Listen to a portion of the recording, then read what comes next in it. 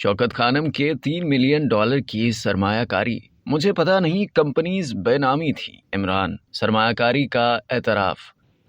سابق وزیر اعظم عمران خان نے ایک بار پھر 2008 میں شوکت خانم کے $3 ملین سے سرمایہ کاری کا اعتراف کر لیا اور کہا کہ 2015 میں یہ رقم اسپتال کو واپس کر دی گئی۔ تاہم جن دو کمپنیوں میں سرمایہ کاری کی گئی مجھے علم نہیں، وہ بے نامی تھیں۔ عمران خان نے کہا کہ اسپتال کے احتیاط جائز ہیں یا نہیں، جائزہ لینے کے لیے کوئی میکانزم نہیں۔ امتیاز حیدری پی ٹی آئی کے ڈونر بھی تھے یا نہیں مجھے علم نہیں۔ شیخ سلیم المشانی کون ہے یہ بھی یاد نہیں۔ شوکت خانم اسپتال کے فیصلوں کا مجھے معلوم نہیں۔ شوکت خانم اسپتال کے مالی فیصلوں کی آڈٹ رپورٹ ہوتی ہے۔ اسپتال کا بورڈ مجھ سے پوچھ کر فیصلے نہیں کرتا۔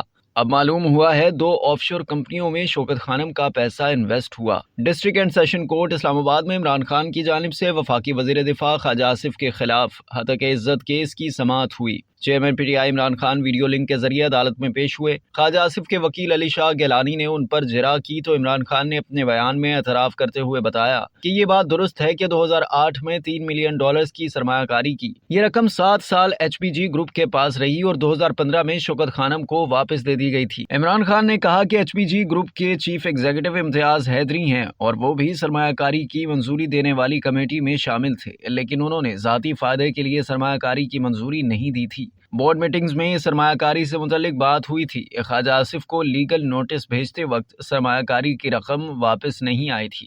معلوم نہیں کہ امتیاز حیدری پی ٹی آئی کے ڈونر بھی تھے یا نہیں۔ شوکت خانم اسپتال کے لیے متعدد سمندر پار پاکستانی ڈونیشن دیتے ہیں۔ امتیاز حیدری کے کردار کے حوالے سے عدالت کو گمراہ نہیں کیا۔ مجھے نہیں معلوم انڈومنٹ فنڈ بورڈ کب بنایا گیا تھا، صرف اتنا معلوم ہے کہ انڈومنٹ فنڈ بورڈ 90 کی دہائی میں بنایا گیا تھا۔ خواجہ آصف کے وکیل نے کہا کہ 2005 میں بورڈ آف گورنرز میٹنگ میں آپ نے کہا تھا کہ انڈومنٹ فنڈ بورڈ ابھی نہیں بنایا اور اب کہہ رہے ہیں 90 کی دہائی میں بنایا گیا تھا۔